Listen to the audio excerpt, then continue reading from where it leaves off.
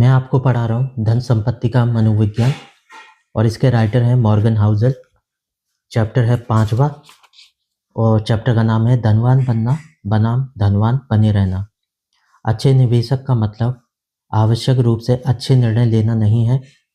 आवश्यक यह है कि आप नियमित रूप से गड़बड़ ना करें। मॉर्गन हाउसल ने इस चैप्टर के द्वारा हमें कहानियों के रूप में समझाया है। धनवान बनने के लाखों तरीके हैं और यह कैसे करना है इस पर अनेकों किताबें भी उपलब्ध हैं।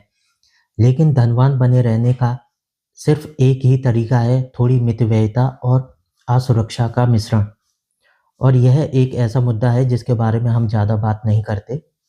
आइए दो निवेशकों की एक छोटी कहानी के साथ शुरुआत करते हैं। उनमें से दोनों ही एक दूसरे को नहीं जानते थे, लेकिन लगभग एक शताब्दी पहले उन दोनों के रास्ते आपस में दिलचस्प रूप से टकराए। जेसी लिवरमोर अपने समय के महानतम स्टॉक ट्रेडर थे। उनका जन्म 1877 में हुआ और जब लोग जानते भी नहीं थे कि ट्रेडिंग क्या है, वे एक पेशेवर ट्रेडर बन गए। 30 वर्ष की उम्र में उनकी संपत्ति मुद्रास्फीति समायोजित होने के बाद $100 मिलियन थी। 1929 में जेसी लिवरमोर विश्व के सबसे जाने माने निवेशकों में से एक थे। उस वर्ष स्टॉक मार्केट में आई गिरावट जिसने महामंदी की शुरुआत की, उसने इतिहास में लिवरमोर की विरासत को और भी सुदृढ़ कर दिया। अक्टूबर 1929 के एक सप्ताह में स्टॉक मार्केट के 1/3 से अधिक मूल्य का सफाया हो गया। उसके बाद उन दिनों को बाद में काला सोमवार, काला मंगलवार और काला गुरुवार नाम दिया गया। लिवरमोर की पत्नी डोरोथी काफ़ी डरी हुई थी क्योंकि वॉल स्ट्रीट के सट्टेबाजों के आत्महत्या करने की खबरें पूरे न्यूयॉर्क में फैल रही थी।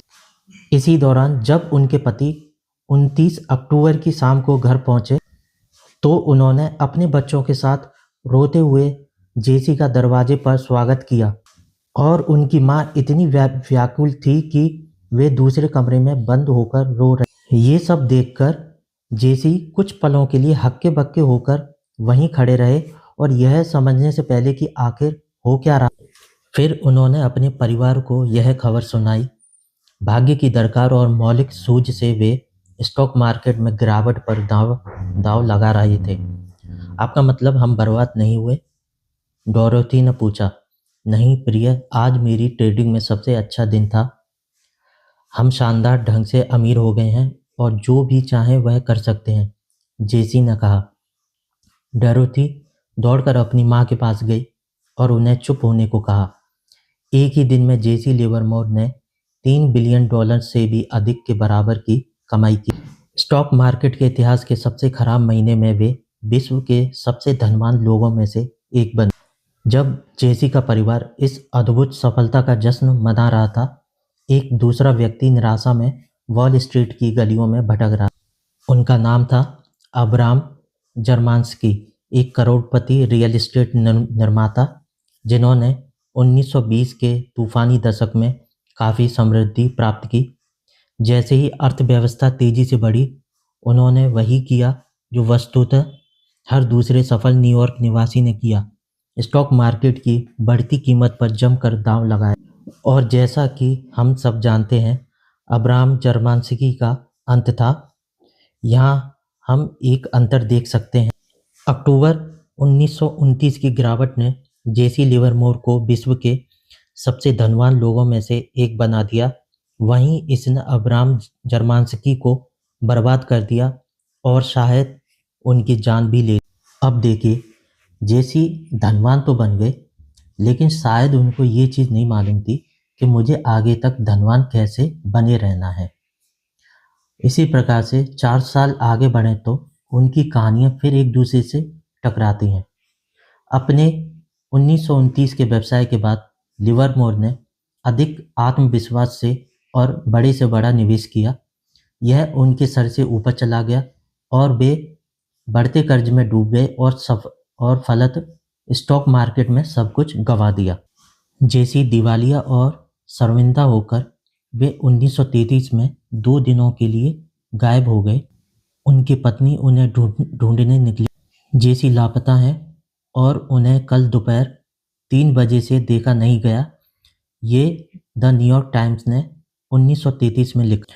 वे वापस लौटे लेकिन उनका रास्ता तय हो चुका था। लिवरमोर ने अंत में अपनी जान ले ली। समय अलग-अलग था लेकिन जर्मांस्की और लिवरमोर में एक समानता थी। वे दोनों धनवान बनने में बहुत अच्छे थे और धनवान बने रहने में उतने ही खराब। अगर आप सोचते हैं कि धनवान शब्द आप पर लागू नहीं होता, इस अवलोकन से मिली सीख सब पर लागू होती है और आय के हर स्तर पर संपत्ति प्राप्त करना एक बात है और उसे बनाए रखना दूसरी। धन प्राप्त करने के लिए जोखिम उठाना, आशावादी होना और साहस से आगे बढ़ना आवश्यक है, लेकिन धन बनाए रखने के लिए जोखिम उठाने का विपरीत आवश्यक है। इसके लिए विनम्रता और डर की आवश्यकता है।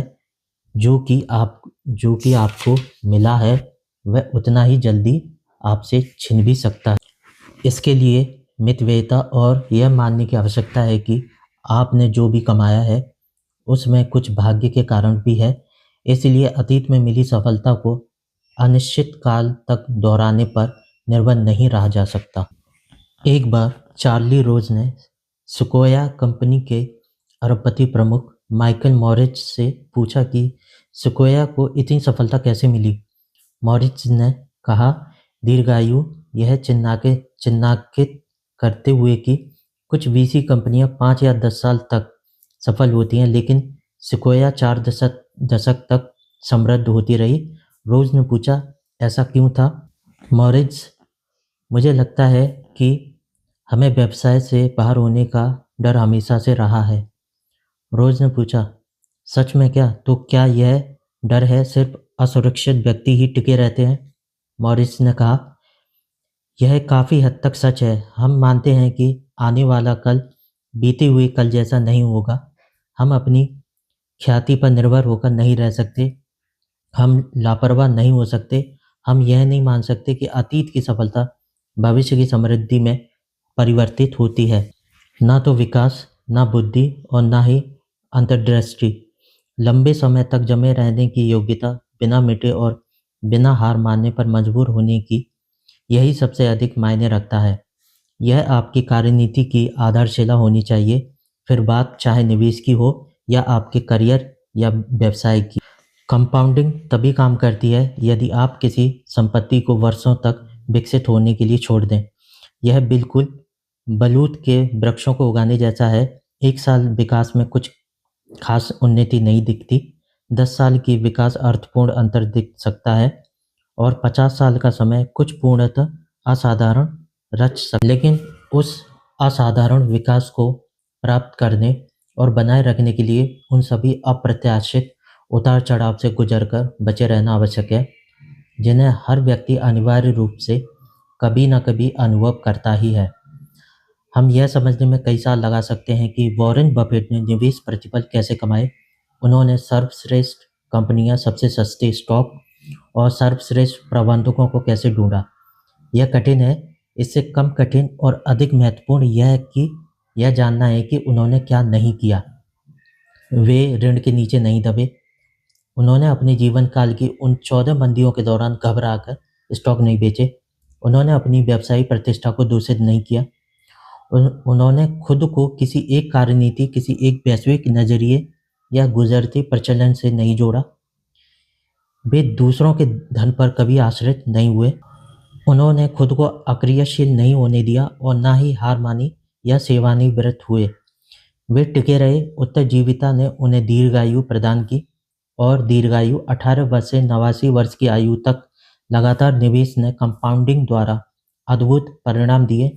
उनकी सफलता का वर्णन करते हुए यह एक पहलू सबसे पहले मायने रखता है। आपको यह दिखाने के लिए कि मैं क्या कहना चाह रहा हूँ, आपको रिक गुएरेन की कहानी सुननी होगी। आपने संभवतः वॉरेन बफेट और चार्ली मुंगेर की निवेश जोड़ी के बारे में सुना होगा, लेकिन 40 वर्ष पहले इस समूह में एक तीसरा सदस्य भी था, रिक गुएरेन। वॉरेन, चार्ली और रिक ने साथ मिलकर निवेश किए और व्यवसाय प्रबंधकों के साक्षात्कार किए।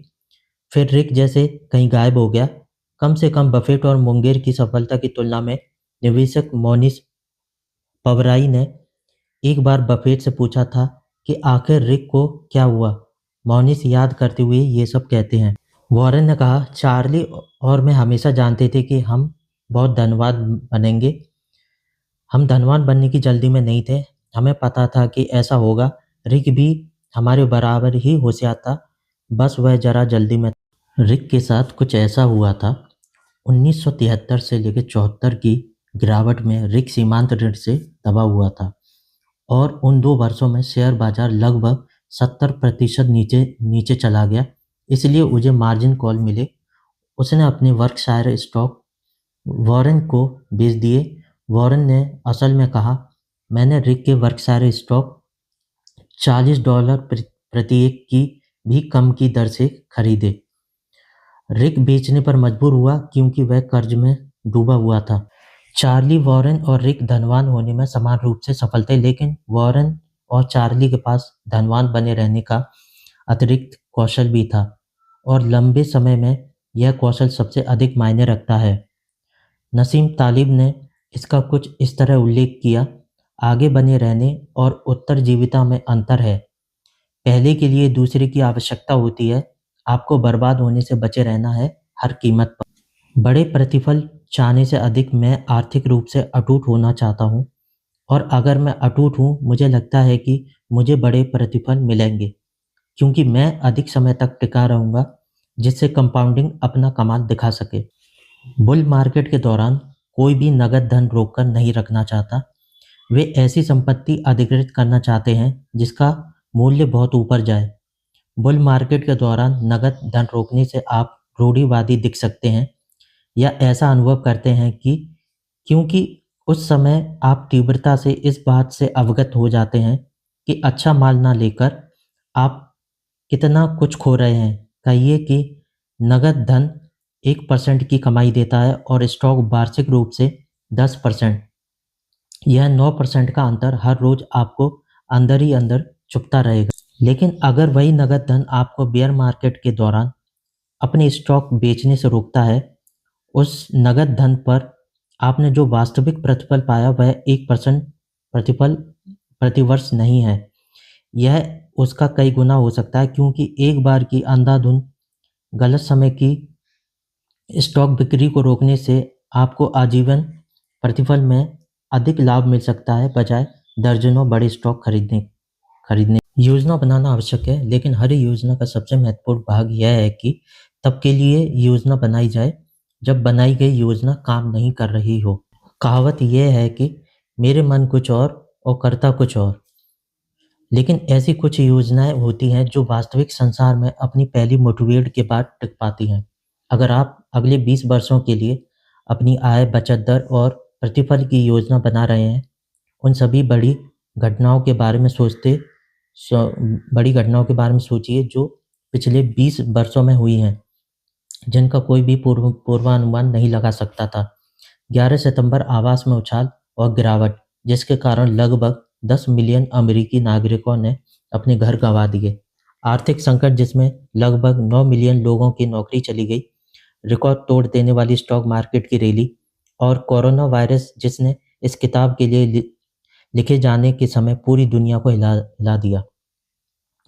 कोई भी योजना तभी सफल कहलाती है जब वह वास्तविक की मार झेल सके और अनिश्चितताओं से भरा भविष्य हर किसी की वास्तविकता है। एक अच्छी योजना इस तथ्य को नहीं झुठलाती, बल्कि वह इसे अपनाती है और त्रुटियों के लिए स्थान बनाती है। जितना अधिक आप किसी योजना के विशिष्ट पहलुओं को वास्तविक होते देखना चाहते हैं, उतना ही क्षीण आपका आर्थिक जीवन होता जाता है। अगर आपकी बचत योजना में त्रुटियों के लिए इतना पर्याप्त स्थान है कि आप यह कह सकें कि अगर अगले 30 वर्षों तक मार्केट प्रतिफल 8% हो तो बहुत बढ़िया होगा, लेकिन अगर यह प्रतिवर्ष 4% भी रहे तो भी मैं संभाल लूँगा, उतनी ही अधिक मूल्यवान आपकी योजना बन जाएगी। बहुत से निवेश इसलिए असफल नहीं होते कि वे गलत थे, बल्कि इसलिए कि वे एक ऐसी परिस्थितियों में बस काफ़ी हद तक ठीक थे, जहाँ चीज़ों को एकदम ठीक होने की आवश्यकता थी। त्रुटियों के लिए स्थान, जिसे अक्सर सुरक्षा सीमा कहा जाता है, वित्त में सबसे अगोचर बल है। यह कई रूप में पाया जाता है। गूगल के अनुसार आर्थिक निराशावाद ये शब्द कम से कम 29 बार समाचार पत्रों में छपे। इन 170 वर्षों में हमारा जीवन स्तर लगभग 20 गुना बढ़ा है, लेकिन मुश्किल से ऐसा कोई दिन गुजरा होगा जिसमें निराशावाद के लिए ठोस कारण ना हो। एक ऐसी मानसिकता जो असुरक्षित होने के साथ-साथ आशावादी भी है, उसे बनाए रखना कठिन है, क्योंकि चीज़ों को श्वेत और शाम में देखना आसान है, बजाय सूक्ष्मांतर को समझने के। लेकिन दीर्घकालिक आशावाद का लाभ उठाने के लिए आपको लघुकाल में असुरक्षित अनुभव करना आवश्यक है। जैसी लिवरमोर ने यह कठिन रूप से जाना, उन्होंने अच्छे दिनों को बुरे दिनों का अंत समझा। धनवान बनने के बाद उन्हें लगा कि धनवान बने रहना निश्चित था और वे अपराजित थे। लगभग सब कुछ खो देने के बाद उन्होंने चिंतन करते हुए कहा, मैं कभी सोचता हूँ कि एक सट्टेबाज के लिए घमंड से बचे रहने की सीख पाने के लिए कोई भी कीमत इतनी बड़ी नहीं है। बहुत से उत्कृष्ट उत्कृष्ट व्यक्तियों की बड़ी असफलताएं सीधे घमंड से जोड़ी जा सकती हैं। यह एक महंगी बीमारी है, उन्होंने कहा, हर कहीं से लेकर हर किसी तक। आगे हम एक और पहलू देखेंगे, यह समझने के लिए कि आपदा के बीच प्रगति को समझना इतना कठिन क्यों हो सकता है।